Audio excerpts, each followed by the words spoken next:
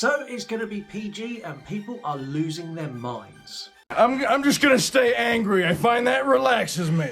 Hey everyone, welcome back to the channel. My name is Scott and I'm your host today and every other day as I take you through news and reviews in the world of horror and throw in a dash of true crime for you as well. Today I'm coming from our newly renovated, newly fitted studio, which honestly makes me feel really happy and makes us feel a little bit more professional than we did before coming from my conservatory.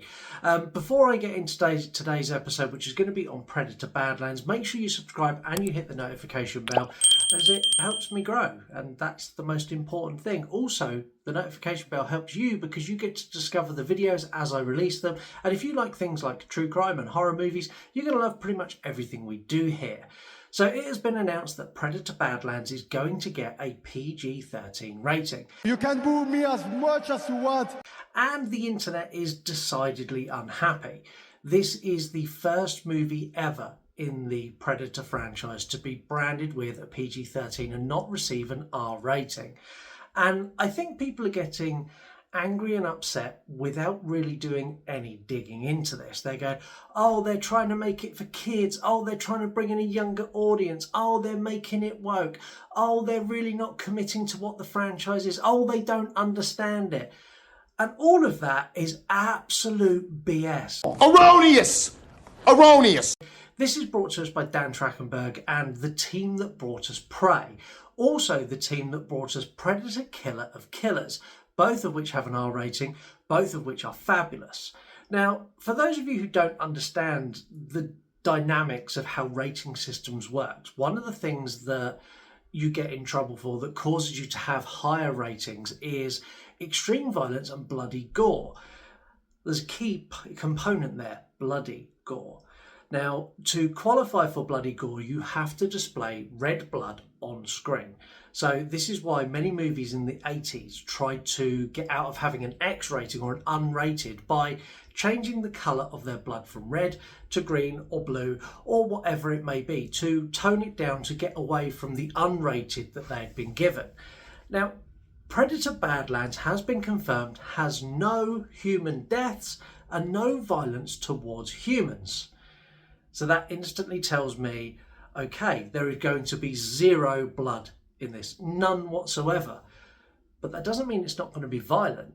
That doesn't mean we're not going to see creatures be beheaded. We're not going to see limbs chopped off like we are. We're going to see all of that. But because they're going to put, for the synthetic, white blood, doesn't class as bloody gore, therefore does not require an R rating. The Predator, luminous green blood, does not class as bloody gore, therefore does not need an R rating. Language, I don't think, is really an issue. The Predator franchise is not particularly known for having horrifically bad language that would require an R rating. And like, if you take Prey, for example, I think there's maybe one cuss word in that entire movie. And even the original, there's a little bit, but not a lot. And you could easily cut out a lot of those fucks and shits to bring that rating down. So while I understand why people are like, oh, it's not an R rating, I'm going to be so disappointed, I think when you actually drill down and look into it, it is still going to be bloody and it is still going to be violent and it is still going to be exactly what you want from the Predator franchise. Exactly what I wanted. And if I'm honest, I think the team that brought us Prey have created the best reboot, soft reboot of a franchise, full stop, ever. They've done so much better than anyone else out there. And then they've only excelled on that with Predator Killer of Killers, giving us one of, if not the best animated movie of the year. And I'm going to say something now that may be controversial. Controversial. No, sorry, no. But cut the guys some fucking slack. Like, they've bought a little bit of goodwill by producing back-to-back bangers in the Predator franchise.